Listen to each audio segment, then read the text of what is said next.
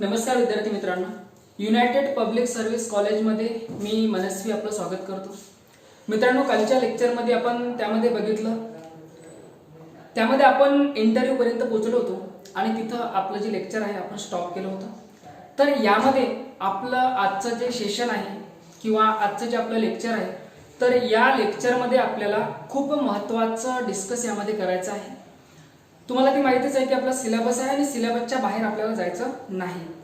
म्हणजे जो सिलेबस दिलेला आहे त्या सिलेबसची फ्रेम आपली काय आहे, त्या चौकटीमध्ये राहून आयोगाच्या डिमांड काय आहे, प्रश्न कसे विचारले जातात, परीक्षेचा पॅटर्न काय आहे आणि परीक्षेचे विविध टप्पे कसे असतात. काल आपण टप्प्याविषयी बघितलं. पहिला टप्पा त्यामध्ये आपण बघितला की प्रिलिम्स परीक्षा असते, पूर्व परीक्षा म्हणतो आपण त्याला. आणि सेकंड टप्पा जो आहे आपला तो, तर त्यामध्ये मेन्स एक्झाम राहते आपली, त्याला आपण मुख्य परीक्षा म्हणतो. तिसरा टप्पा जो राहते आपला त्याला आपण व्यक्तिमत्व चाचणी म्हणतो, म्हणजे त्याला पर्सनॅलिटी टेस्ट म्हणतो आपण, आणि त्यालाच आपण इंटरव्ह्यू म्हणतो.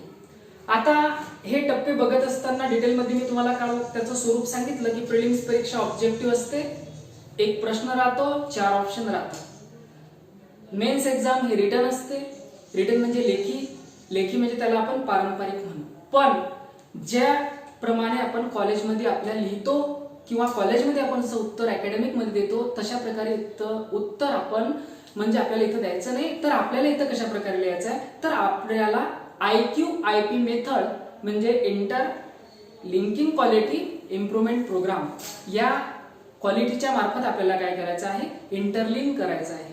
आणि जे काही करंट अफेअर्स आहे, महत्वाच्या सामाजिक घडामोडी असो, राजकीय घडामोडी असो, आर्थिक घडामोडी असो, त्यामध्ये पॉलिटिकल घडामोडी असो, त्यामध्ये पर्यावरणीय घडामोडी असो, सर्वांगीण सर्व अँगलनं विचार करून आपल्याला काय करायचं आहे, तर सर्व अँगलनं विचार करून आपल्याला ते इंटरलिंक करून आपल्याला मुख्य परीक्षा लिहायची. म्हणजे युपीएससीची मुख्य परीक्षा म्हणजे तुमचे BA सिव्हिल सर्व्हिसेसचे पहिलं वर्ष, पहिलं सेमिस्टर, सेकंड सेमिस्टर, दुसरं वर्ष, थर्ड सेमिस्टर, फोर्थ सेमिस्टर, तिसरं वर्ष, त्यामध्ये तुमचं 5th semester and 6th semester. तर यामध्ये आपल्याला ते उत्तर लिहायचं आहे. आणि आपल्या कॉपीमध्ये उत्तर हे असं असलं पाहिजे की ते आयोगाला अनुसरून असलं पाहिजे. कारण सिलेबस याची रचना मी दररोज याची लेक्चरमध्ये आठवण का करून देतो, कारण आपल्याला सिलेबसला फॉलो करायचं आहे. आपल्या सिलेबसचं नाव आहे civil services syllabus, civil servant आपल्याला बनायचं आहे. ठीक आहे, आपण प्रशासनात जाण्यासाठी ठरवलेलं आहे. तर त्यानुसार आपला उद्देश, आपली टेंडन्सी, आपली ऍटिट्यूड आणि आपली जे काही रणनीती आहे, म्हणजे त्याला आपण स्ट्रॅटेजी म्हणू, ती स्ट्रॅटेजी तशी असायला पाहिजे. तर या दृष्टिकोनातूनच आपल्याला अभ्यास करायचा आहे. आपलं टार्गेट फक्त आपल्याला ग्रॅज्युएशन व्हायचं नाही किंवा ओनली ग्रॅज्युएट पास नाही व्हायचं आहे, तर आपल्याला सर्वांगीण आपला विकास करून, आपल्याला पूर्ण सिलेबस A+ मध्ये डिग्री पास करून, नंतर आपली UPSC एक्झामिनेशनची तयारी सुद्धा आपली एकत्रित झाली पाहिजे. अशा प्रकारे आपण त्यामध्ये तुम्हाला लेक्चर प्रोव्हाइड करत आहे. आणि आपल्या कॉलेजचं वैशिष्ट्य हेच आहे की अदर तुम्हाला त्यामध्ये तुम्हाला एक्स्ट्रा ऑर्डिनरी टीचिंग केल्या जाते according to UPSC examination syllabus, की जेणेकरून जे दिल्ली, मुंबई, पुणे येथे टीचिंग केल्या जाते तशाच प्रकारे इथं हे केल्या जाते, टीचिंग केल्या जाते. मी स्वतः अगोदर मुंबईला सुद्धा माझी इन्स्टिट्यूट होती, तिथं सुद्धा आम्ही अशा प्रकारे टीचिंग मुलांना यामध्ये करायचं आणि त्याची पूर्ण प्रिपेअरिंग करून घ्यायची. तर मित्रांनो, आजचा आपला मुख्य मुद्दा आहे की आपण त्यामध्ये काल बघितलं होतं की इंटरव्ह्यू. आता इंटरव्ह्यू म्हटल्यानंतर त्याला मराठीमध्ये आपण काय म्हणतो, मराठीमध्ये त्याला म्हणू आपण मुलाखत. आता हा कन्सेप्ट या समजून घेण्याच्या अगोदर काही बेसिक संकल्पना आहे, त्या संकल्पना आपल्याला समजून घ्यायच्या.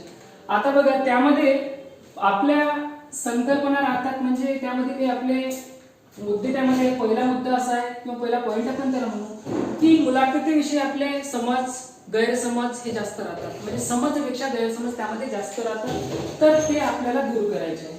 गैरसमज म्हणजे मुलाखत म्हणजे नेमकं काय. आता बहुतेक विद्यार्थी, बहुतेक लोकांशी तुम्ही संपर्क साधता, ते म्हणता आम्ही मुलाखतीला असं गेलो, तुमच्या पायऱ्या किती होत्या, तुमच्या शर्टली गुंड्या किती आहे किंवा बटन किती आहे, हे सर्व असं विचारतात. तर हे आहे ना, हे असं विचारत नसतात. हे जे आहे अफवा आहे.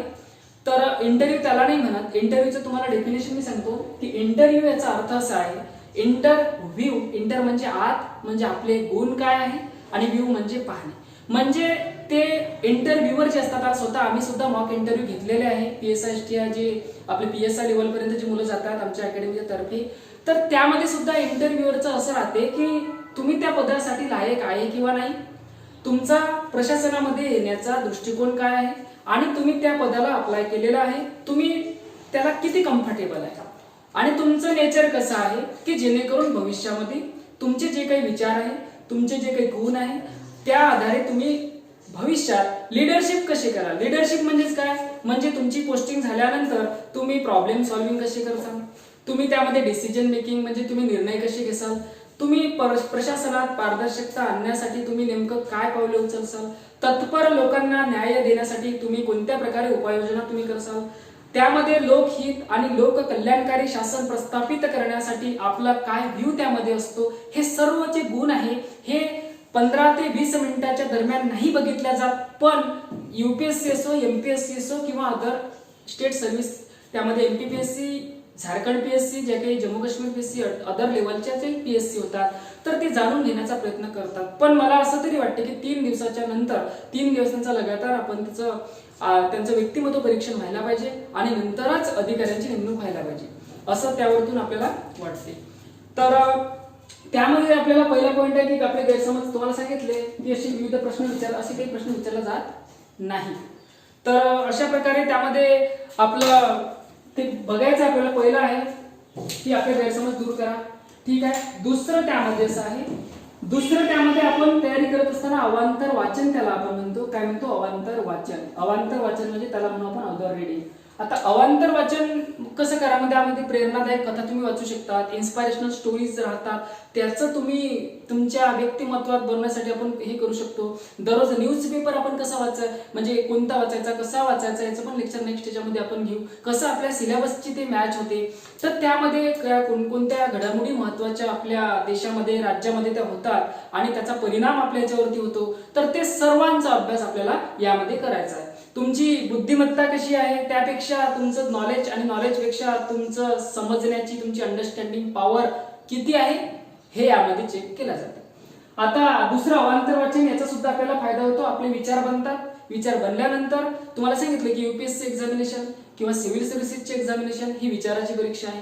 आपल्याला जो सिलेबस दिलेला आहे त्या सिलेबसनुसार आपल्याला त्यामध्ये आपले विचार व्यक्त करावे लागतात. म्हणजे उत्तर कसं पाहिजे, प्रश्न कसा विचारला आणि उत्तर कसं, तुम्हाला अगोदर पण मी एक्झाम्पल दिलेलं आहे की प्रश्न कशा प्रकारे विचारले जातात. ठीक आहे. तर तिसरा त्यामध्ये मित्रांनो आपण बघायचं, आपल्याला तिसरा टप्पा त्यामध्ये आपला येतो की नेमकं व्हाय म्हणजे काय, म्हणजे काय इंटरव्ह्यू घेतला जातो किंवा का, कशासाठी. एक म्हणजे पहिले त्याच्यामध्ये त्याचा उद्देश आहे पहिला की तुमचा स्वभाव म्हणजे नेचर.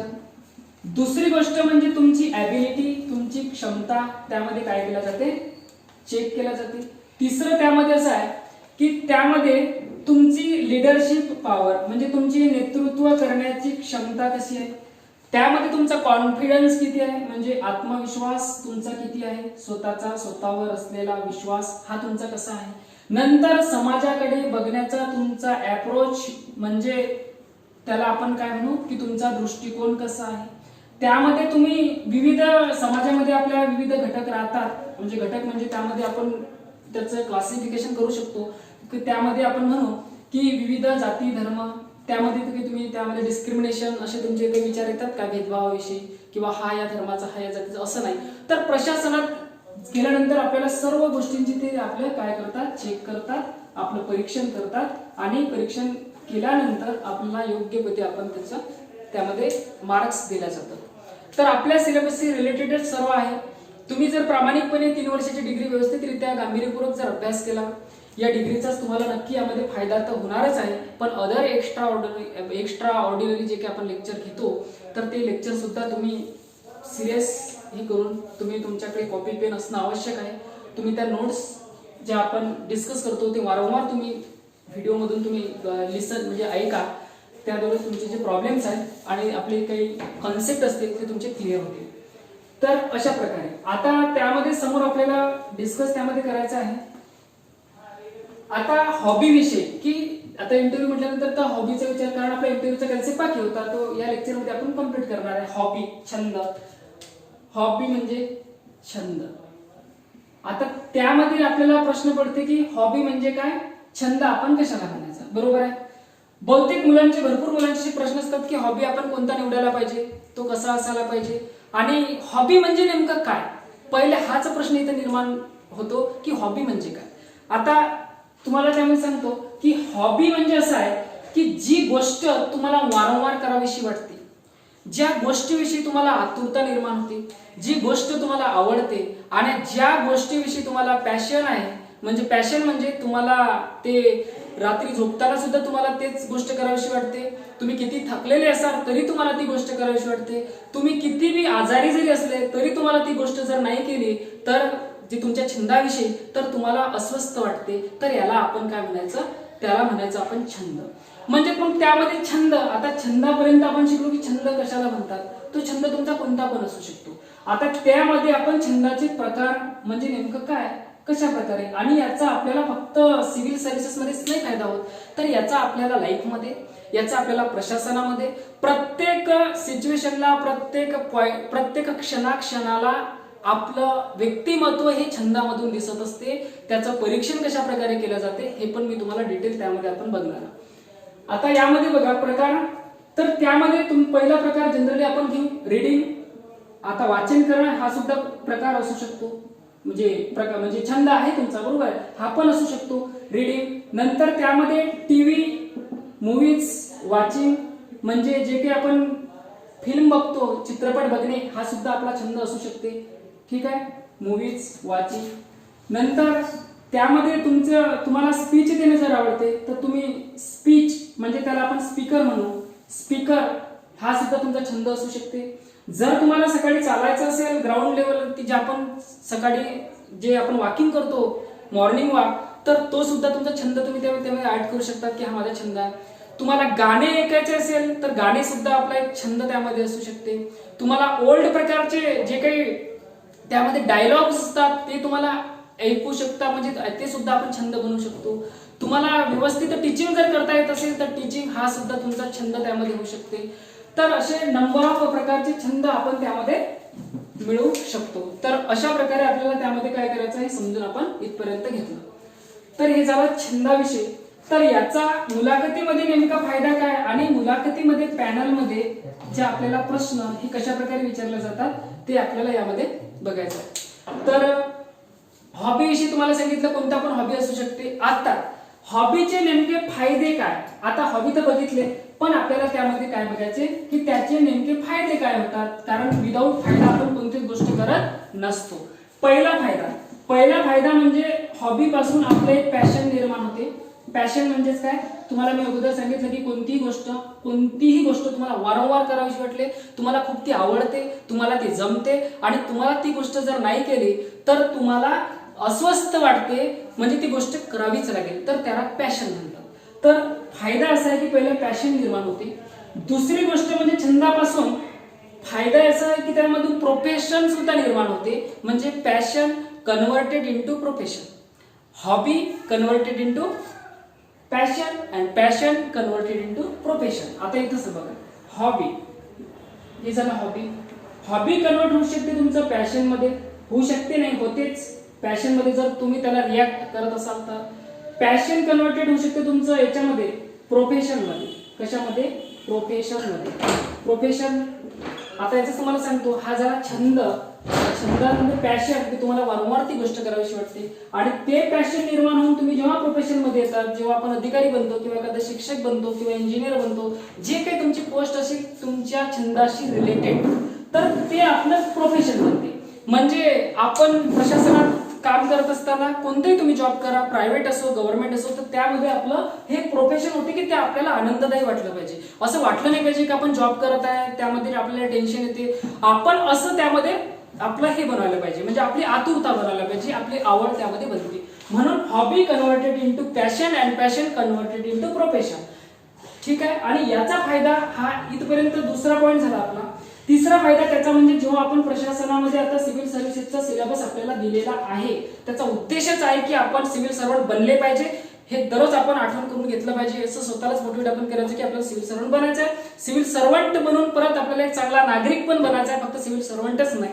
तर या दृष्टिकोनातून आपला अभ्यास असला पाहिजे. प्रशासनामध्ये जाऊन आपल्याला काय करायचं आहे, प्रशासनात जाऊन आपल्याला प्रशासन मध्ये मॅनेज करायचं आहे. मॅनेज म्हणजे प्रशासक हा एक मॅनेजर सुद्धा असला पाहिजे. आता ते कसं ते पण आपण त्यामध्ये बघू की प्रशासक आणि मॅनेजर म्हणजे त्यामध्ये काय फरक आहे आणि कशा प्रकारे आपल्या छंदाचा आपला हॉबीचा त्यामध्ये आपला फायदा त्यामध्ये होतो. कोणत्याही एक्झामची तयारी करत असताना तुम्हाला एकत्रित तुम्ही तयारी इंटिग्रेटेड लेवलला तयारी आपली करणं आवश्यक आहे. तर त्यामध्ये बघा आता आपलं त्यामध्ये पकडू आपण पहिलं की BA सिव्हिल सर्व्हिस हा सिलेबस आहे प्लस ही डिग्री आहे. दुसरं त्यामध्ये आहे की आपलं टार्गेट आहे, सपोज तुम्हाला सिव्हिल सर्वंट बनायचं आहे म्हणूनच तुम्ही याला ऍडमिशन घेतलेली आहे. हे नंतर प्रशासक आहे ऍडमिनिस्ट्रेटर प्लस एक गुड गव्हर्नन्स म्हणजे आपल्याला प्रशासनात जाऊन चांगलं गुड गव्हर्नन्स तयार करायचं आहे. फक्त थेरोटिकल शिकायचं नाही, हे जे मूल्य आहे एथिकल आहे ते वापरून आपल्याला त्यामध्ये काम करायचं आहे. Good governance plus good governance त्यामध्ये गुड गव्हर्नन्स झालं नंतर आपण त्यामध्ये असं म्हणू शकतो की वेलफेअर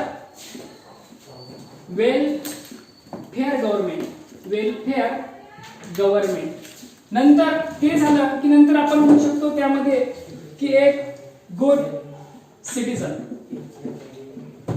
सिटीजन एक चांगला भारतीय नागरिक, तो एवढं आपल्या यामध्ये टार्गेट असते. ओनली एवढं नाही म्हणून आपल्याला सांगितलंय की आपण IP मेथड म्हणजे interlinking quality improvement program interlink करायचं आहे आपल्याला, त्यामध्ये क्वालिटी असली पाहिजे. नंतर इम्प्रुव्हमेंट म्हणजे आपल्याला काय करायचं आहे, त्यामध्ये सुधारणा करायचा आहे. इम्प्रुव्हमेंट म्हणजेच काय, इम्प्रुव्हमेंट म्हणजे सुधारणा करायचं आहे. प्रोग्राम म्हणजेच काय, कार्यक्रम म्हणजे कोणता कार्यक्रम किंवा जे काही आपण शिकत आहे, जो काही टॉपिक शिकत आहे तर त्यानुसार आपल्याला त्यामध्ये इम्प्रुव्हमेंट करायचं. आता बघा याचं कसं, BA सिव्हिल सर्व्हिसला तुम्ही फर्स्ट इयरला ऍडमिशन घेतली, टार्गेट आपला IAS ऑफिसर आहे किंवा IPS आहे, तुमचं जे काही असेल ते प्रशासक बनायचं, ठीक आहे, म्हणूनच ऍडमिशन घेतली. हा जो कन्सेप्ट आहे तो क्लिअर करा. नंतर एक आपल्याला चांगला ऍडमिनिस्ट्रेटर बनायचं आहे.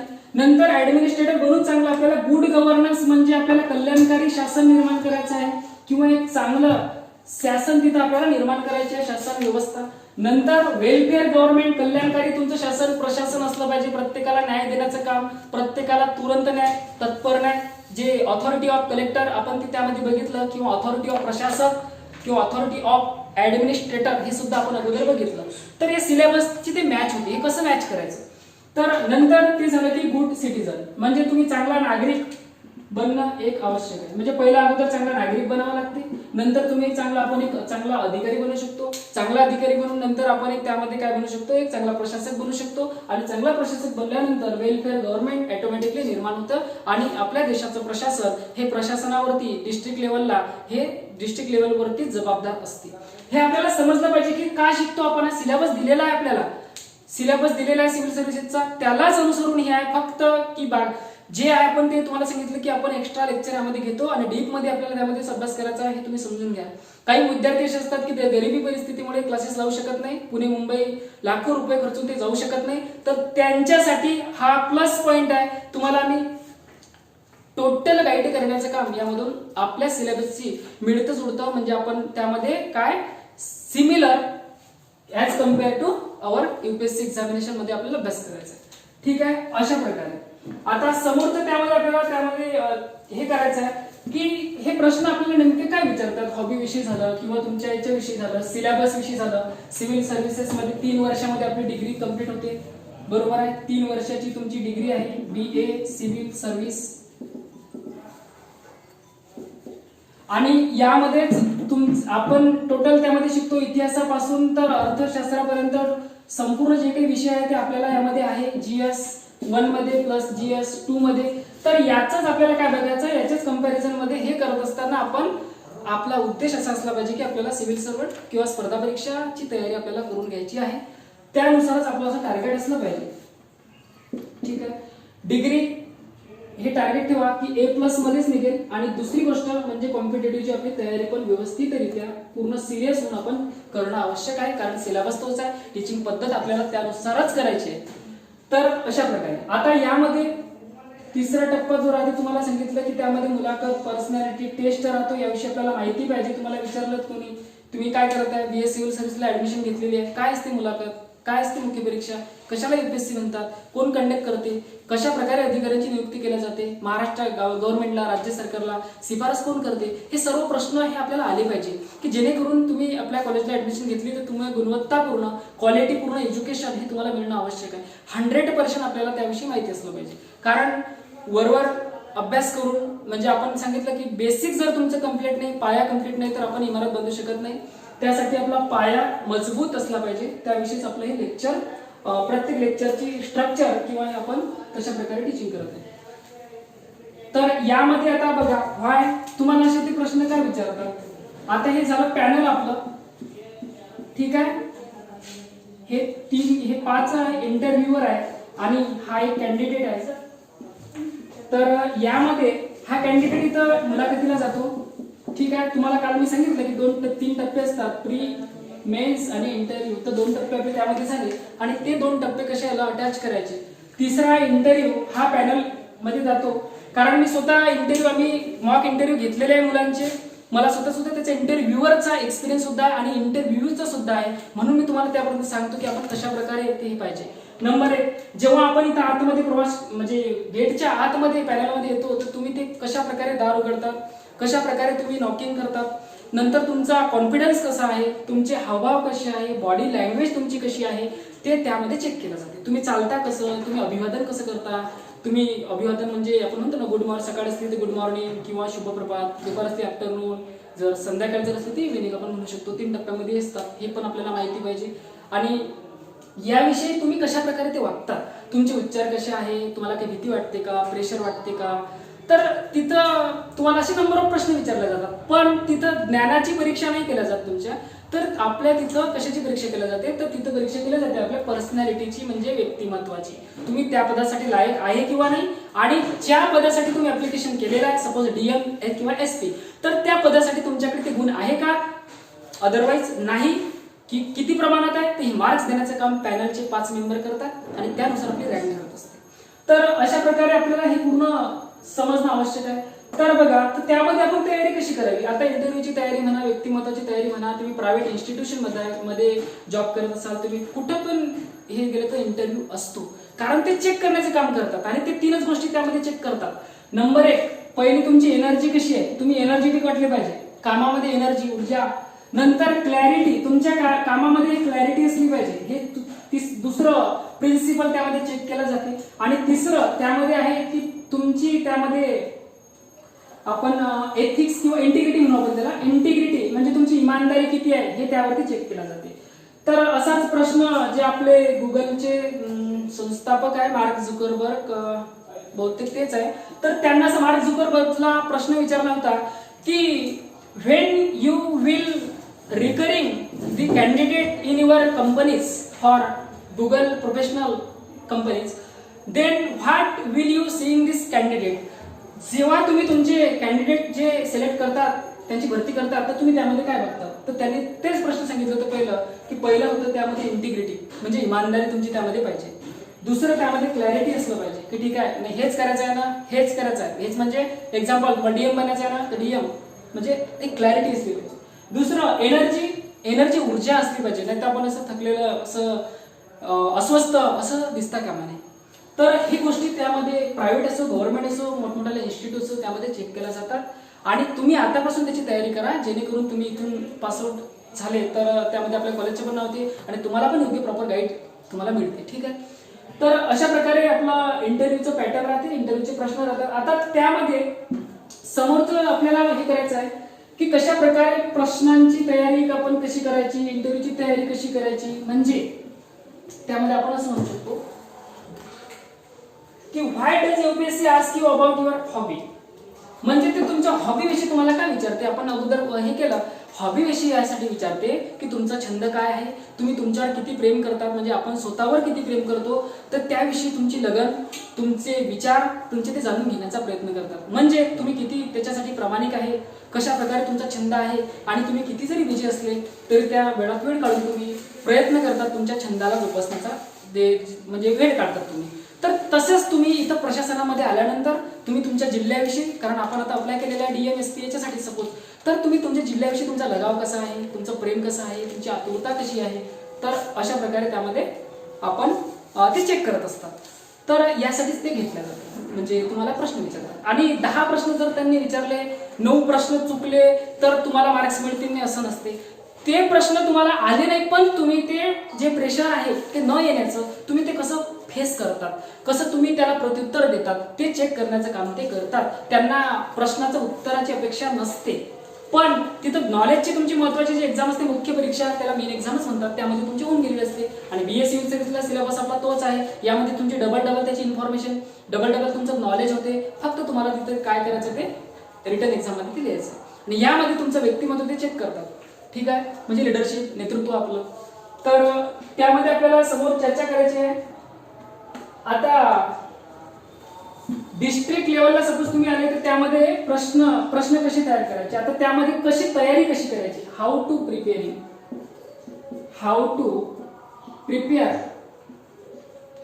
ऑफ त्यामध्ये हे म्हणू आपण इंटरव्ह्यू. ठीक आहे, इंटरव्ह्यूलाच आपण काय म्हणतो, पर्सनॅलिटी टेस्ट, म्हणजे PT, ती व्यक्तिमत्वाची चाचणी असते, ज्ञानाची चाचणी नसते. पहिल्या परीक्षेमध्ये तुमच्या ज्ञानाची चाचणी, बुद्धीची चाचणी केली जाते, बुद्धिमत्ता चेक केल्या जाते प्रिलिम्स मध्ये. मुख्य परीक्षेत तुमचं ज्ञान किती आहे, तुम्ही ते कसं अप्लाय करतात, तुमचे विचार कसे आहेत ते जाणले जातात. तिसऱ्या पेपरमध्ये तिसरा टप्पा जो आहे मुलाखत, त्यामध्ये तुमचं व्यक्तिमत्व चेक केलं जाते, लिडरशिप तुमचं चेक केलं जाते. आता याच्यात आहे आपला how to prepare of interview. तर त्यामध्ये आपण तयारी करीत असताना बेसिकली त्या मार्गाने आपण करणं आवश्यक आहे. तर त्यामध्ये आहे पहिलं, जेव्हा आपण फॉर्म भरत असतो त्यामध्ये DAF म्हणजे डिटेल अप्लिकेशन फॉर्म, तर त्यामध्ये आपण आपल्या जिल्ह्याचं, म्हणजे आपल्याला आता जिल्ह्याविषयी आपल्याला संपूर्ण माहिती पाहिजे, म्हणजे आपण जिल्ह्याची पोस्ट घेणार आहे त्याविषयी आपल्याला माहिती पाहिजे, प्रेझेन्स ऑफ माइंड. तर बघा, जिल्ह्याविषयी पहिला आपण त्यामध्ये येते की आपला नो युअर डिस्ट्रिक्ट, म्हणजे तुमच्या जिल्ह्याविषयी तुम्हाला माहिती पाहिजे. मग आता माहिती पाहिजे म्हणजे कोणती माहिती पाहिजे, तर त्यामध्ये काही अँगल आहे, म्हणजे त्यामध्ये काही डायमेन्शन आहे. तर त्यामध्ये पहिलं आपण म्हणू, पहिलं त्यामध्ये आपण असं म्हणू शकतो की सांस्कृतिक दृष्ट्या तुमचा जिल्हा कसा आहे, सांस्कृतिक दृष्ट्या. दुसरं आलं सिलेबसची, हे सुद्धा आपल्या कल्चरमध्ये येते, म्हणजे सिलेबस इथं इंटरलिंक झाला. सांस्कृतिक दृष्ट्या. दुसरं आर्थिक दृष्ट्या तुमचा जिल्हा कसा आहे, किंवा तुमच्या जिल्ह्यामध्ये कोणकोणत्या योजना अप्लाय केल्या जातात ते आर्थिक दृष्ट्या. आला आपला अर्थशास्त्र, म्हणजे तुम्ही जर व्यवस्थित आपल्या सिलेबसचा जर अभ्यास व्यवस्थित केला, तोच सिलेबस आपल्याला इथं आहे, फक्त आपल्याला प्रेझेन्स ऑफ माइंड राहणं आवश्यक आहे. इंटरव्ह्यूची कुठली तयारी करून घेत नसतात. जेव्हा आपला जन्म होते तेव्हा ऑटोमॅटिकली आपण इंटरव्ह्यूचीच तयारी करत असतो. इंटरव्ह्यू म्हणजे आपलं अंतरंग, आपलं व्यक्तिमत्व संपूर्णतः. तर तेव्हापासूनच आपली तयारी होत असते. पण प्रशासक बनण्यासाठी किंवा एखाद्या ऑर्गनायझेशनमध्ये जेव्हा आपण रिक्रुटमेंटसाठी ऍप्लिकेशन करतो, तर तेव्हा त्यासाठी आपल्याला तसं जे काही त्याची डिमांड आहे, ओव्हरलुक कशा प्रकारे आपल्याला सामान्य माहिती पाहिजे, PhD पण नाही, सामान्य इन्फॉर्मेशन. कारण ही पोस्टिंग अशी आहे की आपल्याला त्यामध्ये DM झालं, तुम्ही SP झालं, तहसीलदार झाले, कुठली पोस्ट घ्या, त्यामध्ये तुम्हाला नंबर ऑफ, मी सांगितलं 65 ते 70 डिपार्टमेंट आर अंडर ऑफ डीएमच्या अंडरमध्ये ते असतात, म्हणजे डिस्ट्रिक्ट मॅजिस्ट्रेट कलेक्टरच्या. तहसीलदारच्या पण सरासरी 25 ते 30 डिपार्टमेंट असतात, विविध अधिकाऱ्यांनी देखरेख ठेवा लागते. आता त्यामध्ये तुम्हाला तुमच्या ऑफिसमध्ये तिथं तुम्हाला पॉलिटिकल जे काही राजकारणी लोक आहेत ते पण येऊ शकतात, फॉरेनरचे जे आलेले आहेत ते पण तुम्हाला त्यांचा प्रॉब्लेम, समस्या घेऊन येऊ शकतात. तुम्हाला एकदम अतिशय गरीब समस्या, गरीब जे लोक आहेत ग्राउंड लेवलवरती, ते सुद्धा तुम्हाला समस्येसाठी येऊ शकतात. एखादा तज्ज्ञ जो असते तो सुद्धा तुम्हाला समस्या घेऊन येऊ शकतात. म्हणून आपले जी पर्सनॅलिटी आहे, आपलं व्यक्तिमत्व आहे, असं नंबर ऑफ अँगलनं आपल्याला त्यामध्ये बनावं लागते. आणि तिथं असं नाही म्हणू शकत आपण किंवा ठीक आहे हा माझा विषय नाही, किंवा मी याच्यातून हे गेलेला आहे आणि मी बस ठीक आहे, मी आता जिओग्राफी केलं तर मी जिओग्राफी भौगोलिक घटना तुमच्या सॉल्व्ह करू शकतो, असं नाही. प्रत्येक घटना आर्थिक पासून तर आपल्याला आंतरराष्ट्रीय लेवलपर्यंत आपल्याला त्यामध्ये त्या मॅनेज कराव्या लागतात, त्याचं आपल्याला निर्णय द्यावे लागतात. डिसिजन मेकिंग पॉवर तुमची चेक केला जाते की ऑन द स्पॉट तुम्ही निर्णय कसे घ्याल.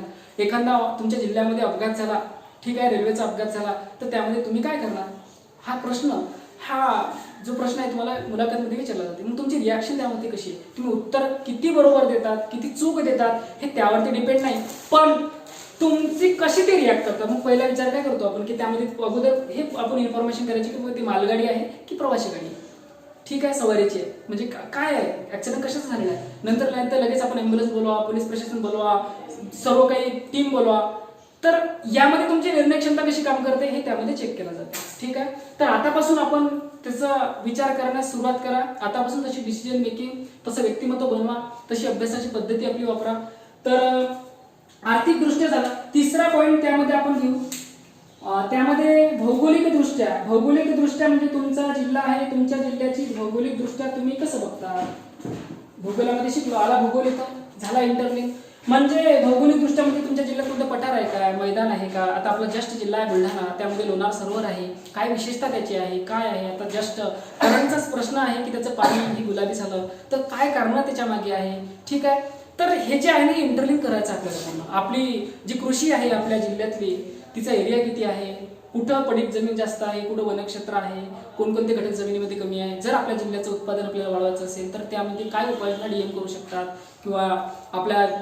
ठीक आहे. अशा प्रकारे नंबर ऑफ जे निर्णय आहे ते अधिकाऱ्याला घ्यावा लागतो. भौगोलिक दृष्ट्या हे झालं. चौथं त्यामध्ये आपण म्हणू शकतो, पहिले झालं सांस्कृतिक दृष्ट्या, आर्थिक दृष्ट्या, भौगोलिक दृष्ट्या आणि समोरचा आपण त्यामध्ये म्हणू ऐतिहासिक दृष्ट्या. आला इतिहास. तर आपण जर BA सिव्हिल सर्व्हिस मध्ये इतिहासाची व्यवस्थित तयारी केलेली असेल, नंतर एक्झामची तयारी करत असेल आपण, तर ऐतिहासिक दृष्ट्या सुद्धा जिल्ह्याविषयी आपल्याला माहिती पाहिजे. आपल्या जिल्ह्यामध्ये ऐतिहासिक स्थळ कोणत्या ठिकाणी आहे.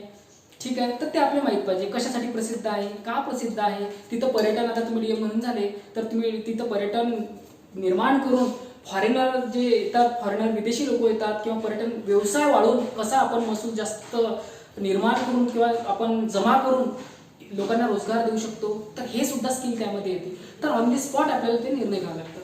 तर हे झालं ऐतिहासिक दृष्ट्या. तर हा सुद्धा आपला इतिहास त्यामध्ये काय झाला इंटरलिंक, त्यामध्ये इंटरलिंक आपण करू शकतो. आता स्टेप 1, त्यामध्ये स्टेप 1 झाल्यानंतर आपली दुसरी स्टेप आहे, तर त्यामध्ये बघू आपण स्टेप 2. जिल्ह्याला आपण ओळखलं की नो युअर डिस्ट्रिक्ट, KYD म्हणतो शॉर्ट मध्ये. आता नो युअर स्टेट म्हणजे तुमचं राज्य. तर त्यामध्ये आपल्याला अजून हे पण प्रश्न विचारू शकतात की मुलाखतीमध्ये की 5 तुमच्या जिल्ह्याच्या विशेषता सांगा. 5 म्हणजे 4 पण विचारू शकतात, 6 पण विचारू शकतात, 1 पण विचारू शकतात, पण एक जनरली 5 पकडू आपण. दुसरं 5 तुमच्या जिल्ह्याच्या अशा गोष्टी आहे की तुम्हाला त्याविषयी गर्व निर्माण होते, तुम्हाला गर्व वाटते, प्राऊड तुमच्या जिल्ह्याविषयी, त्या गोष्टी त्या 5 तुम्ही शेअर करा. म्हणजे ते प्रश्न विचारतो मुलाखतीमध्ये. तर ते कशात येईल आपलं. आता आपण प्रामाणिकपणे सिलेबस केला, प्रामाणिकपणे आपण प्रेझेन्स ऑफ माइंड असलं, प्रामाणिकपणे आपण दररोज न्यूज सर्व पेपर आहे ते वाचायचे. ते कसे वाचायचे ते पण त्याच्या पण टेक्निक्स आहे, काय घ्यावं काय सोडावं हे पण आपण नेक्स्ट लेक्चरमध्ये बघणार आहोत. तर दुसरं त्यामध्ये आहे, पहिलं हे 1 नंबर आणि 2 नंबर आपण त्यामध्ये बघितलं. तिसरं त्यामध्ये आहे की तुम्हाला ते विचारू शकतात की 5 अशा योजना सांगा की तुमच्या जिल्ह्याचा जो आर्थिक विकास आहे अदर जिल्ह्याच्या तुलनेमध्ये तुम्ही सर्वोच्च स्थानी राहाल, तुम्ही काय कराल अशी पण विचारतात. तर त्याविषयी आपल्याला इन्फॉर्मेशन पाहिजे, कारण आपण जिल्ह्यात आपलं बॅकग्राऊंड आपल्याला माहिती पाहिजे, आपण त्या मुळापासून आलेलो आहे, म्हणजे आपल्याला मुळं माहिती पाहिजे ना, कारण आपण त्याच जिल्ह्यातून आलेलो आणि आपल्याला जिल्हा प्रशासनच करायचं आहे. त्यासाठी हे प्रश्न मस्ट आहे. म्हणजे हा प्लस पॉईंट आहे आपल्या प्रश्नासाठी की प्रश्न इंटरव्ह्यू मध्ये काय विचारते. अंडर दी सन असं आपल्याला वाटतं पण तसं नसते. अंडर दी सन नाही, प्रशासनात जे काही गुण आहे, तुमचं काही बॅकग्राऊंड जनरली तुम्ही कशात शिकला, तुमचं नाव काय हे त्यामध्ये विचारलं जाते, म्हणजे जो बायोडाटा विषयी नंतर प्रश्न आपले असतात. ठीक आहे. तर ते इंटरलिंक आतापासून तुम्ही करा आपल्या सिलेबसचे. तर समोरचं त्यामध्ये आपण म्हणू शकतो. तिसरं आता स्टेट मग काय, त्यामध्ये पण तुम्हाला असं विचारतील स्टेट. आता स्टेटमध्ये थोडं वेगळं आहे की स्टेटमध्ये अदर स्टेटच्या तुलनेत तुमचं स्टेट कोणत्या क्षेत्रामध्ये अव्वल आहे, कोणत्या क्षेत्रामध्ये कमी आहे, तुमचा लैंगिक असमानता दर कसा आहे, तुमचा HDR कसा आहे. आता केरळ जर म्हटलं, केरळ नावाचं राज्य आहे दक्षिण भारतामध्ये, त्याचा HDR मॉडेल आहे, म्हणजे ह्युमन डेव्हलपमेंट इंडेक्स, मानवी विकास निर्देशांक. ठीक आहे. तर त्या निर्देशांकामध्ये कोणकोणते निर्देशक आहे, तुमचं याचं प्रमाण म्हणजे जन्मदर, मृत्यूदर, तुम्हाला मिळणार फॅसिलिटी, हे सर्व, तुम्हाला शिक्षण किती आहे, किती त्याची वयोमर्यादा आहे, तुम्हाला किती प्रमाणात ते भेटत आहे. तर ह्या गोष्टीच्या तुलनेत अदर राज्याशी आपल्याला तुलना करावी लागते, म्हणजे तुलनात्मक अभ्यास करा आणि आतापासून तो आपल्या सिव्हिल सर्व्हिसला सिलेबसमध्ये आहे. नंतर त्यामध्ये सिक्कीम मॉडेल आहे. सिक्कीम मॉडेल अदर, आता त्यांनी सांगितलं तुम्ही महाराष्ट्राचे यू फ्रॉम महाराष्ट्र, तर तुम्ही त्यामध्ये तुम्हाला जैविक शेती करायची आहे तर तुम्ही काय त्यामध्ये करणार. आपण उदाहरण देऊ शकतो की सिक्कीम मॉडेल आहे, सिक्कीम राज्य आहे नॉर्थ ईस्ट मध्ये. ठीक आहे. तर ते 7 सिस्टर मध्ये येते. तर त्यामध्ये सिक्कीम मॉडेल आहे, तिथं जैविक शेतीसाठी ते ओळखले जाते. तर ते तुम्ही काय कराल, कशा प्रकारे कराल. जैविक शेती आपल्याला आहे सिलेबसमध्ये. ठीक आहे, आपल्याला पण सिलेबसमध्ये आहे. तर ते कशा प्रकारे जैविक शेती केली जाते, त्याचे फायदे काय आहे, कशा प्रकारे इन्कम आपण वाढवू शकतो, तर ते पूर्ण ओव्हरऑल आपली विचार क्षमता अशी बनवा जे सिलेबसनुसार, तर ते आपण करू शकतो हे मॉडेल. ठीक आहे. नंतर समोरचं स्टेट झाल्यानंतर त्यामध्ये नंतर मग डिसिजन मेकिंगचे प्रश्न आपल्याला त्यामध्ये विचारतात. त्यामध्ये डिसिजन मेकिंग म्हणजे तुम्हाला वाटतं रिझनिंग नाही, डिसिजन मेकिंग, निर्णय क्षमता, ऑन दी स्पॉट निर्णय. तिथं प्रश्न असा विचारला जाऊ शकतो आपल्याला. एथिक्स आहे याच्यामध्ये, सिलेबसला आहे. ठीक आहे. तर त्यामध्ये पण ते प्रश्न कसे आहेत ते बघू. त्याचा आपण ओव्हरऑल प्रश्न कसा विचारला आहे निर्णय क्षमतेविषयी. तुम्ही सपोज एखाद्या जिल्ह्याचे डीएम आहे, तिथं भूकंप आलेला आहे 5.7 रिश्टर स्केलचा समथिंग. तिथं वित्तहानी जीवितहानी पण भरपूर झालेली आहे आणि तुम्हाला लोकांना विस्थापित करायचं आहे एखाद्या चांगल्या ठिकाणी. तर नेमकं तुम्ही काय ऍक्शन घ्याल, कोणकोणत्या गोष्टीला तुम्ही प्रायोरिटी द्याल, प्राधान्य द्याल, क्रमानं तुम्ही ते सांगा. ठीक आहे. मग ही निर्णय आपण अगोदर याची तयारी करत नसतो, तर हे आपल्याला ते कळलं पाहिजे की आपण कशा प्रकारे त्याला प्राधान्य द्यायचं, कोणत्या गोष्टीला प्राधान्य द्यायचं, याच्यात ते विशेषता प्राप्त करायची नाही. जनरली जे आपल्या बेसिक नीड्स आहेत त्यात त्यांना सांगायला, किंवा ते अगोदर ट्रीटमेंट, अगोदर जे काही जखमी झाले त्यांना हॉस्पिटल, नंतर त्यांचं खाण्यापिण्याचं, नंतर ते झाल्यानंतर त्यांची व्यवस्था असं. तर हे आतापासून सवय आपण आपल्या सिलेबस टू लावा. सिलेबस म्हणजे काय, म्हणजे आपण सिलेबस इंटरलिंक करायचा आपल्या एक्झामिनेशनची. कारण बहुतेक भरपूर पूर्व असे असतील की ते खूप होतकरू आहे, करणारे असतील, तर त्यात भरपूर त्यांना फायदा याचा होईल. तुम्ही गांभीर्यपूर्वक असाल. ठीक आहे. जे गांभीर्य नसेल त्यांचा विचार नका करू. सिलेबसचा याच्यात इंटरलिंक करायचं आपलं IQAP UPSC, त्यामध्ये प्रिलिम म्हणजे PMI म्हणून आपण प्रिलिम मेन्स इंटरव्ह्यू, प्लस आपलं त्यामध्ये आपण एक नागरिक, आणि फक्त आपल्याला पोस्टसाठी जीवन नाही जगायचं, तर आपल्याला भारताचा नागरिक म्हणून सुद्धा जगायचं आहे. पोस्ट काही सर्व गोष्ट नाही. तर अशा प्रकारे आपण पूर्ण इंटरलिंक करत राहायचं. त्यामुळे आपली इम्प्रूव्हमेंट सुद्धा होत राहते. ब्रेन इम्प्रूव्हमेंट म्हणजे आपली मेमरी पॉवर त्यामधून वाढत राहते. तर अशा प्रकारे आपलं लेक्चर होतं. याविषयी तुमचे काही ते प्रश्न तुम्ही असेल तुम्ही कमेंटमध्ये सुद्धा ते विचारू शकतात. ठीक आहे. आणि हे जे लेक्चर आहे हे वारंवार तुम्ही त्यामध्ये बघू शकता. तुमचे काही प्रश्न असेल कमेंट करा. नंतर ही व्हिडिओ तुम्ही आपल्या कॉलेजची शेअर पण करा, सबस्क्राईब करा, जेणेकरून नंबर ऑफ स्टुडंटला ते मिळतील. आणि काही पण प्रश्न असतील तरी तुम्ही ते आम्हाला विचारू शकता. एखाद्या संडेला आपण त्यामध्ये DCS लेक्चर आहे. DCS म्हणजे doubt clearing session. Doubt clearing session हे DCS घेत जाऊ आपण. त्यामध्ये तुमचे प्रश्न आणि आपले उत्तर आणि आपला सिलेबस विषय. ठीक आहे. म्हणजे हे पूर्ण आपल्याला इंटरलिंक त्यामध्ये करायचं आहे. नेक्स्ट लेक्चरमध्ये भेटू आपण. तोपर्यंत मी थांबतो. जय हिंद, जय भारत.